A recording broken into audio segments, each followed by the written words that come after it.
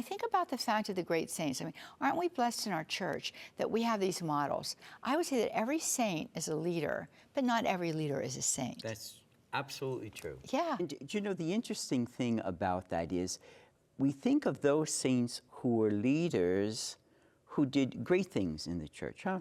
Like popes, people who founded religious orders, maybe people who fought against, you know, evil or heresy, those kinds of things.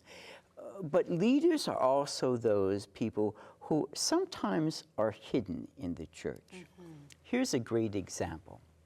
We all recognize that Pope St. John Paul II, who many people call the Great, who I think was the Great, did tremendous things. The fall of communism, the reassertion of a clear view of the human person, the theology of the body, his work in marriage and family. He did wonderful things like that. But there was a man who was really responsible in a large way for his discovering his vocation. And that was a humble layman in the city of Krakow, Poland, named Jan Tyranowski, who is now Venerable Jan Tyranowski, who was a tailor and was a mystic, steeped in Carmelite tradition.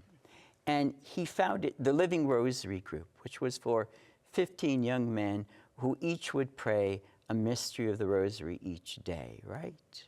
The whole Rosary each day. Karol Wojtyła became one of his members of the Living Rosary Group.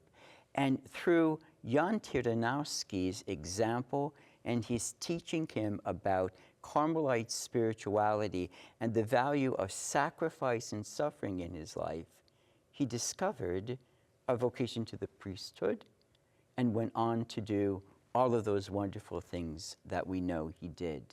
So Jan Tyranowski was a true leader as a layman and someone who had tremendous influence on a future saint and a great of the church. Well, you know, that's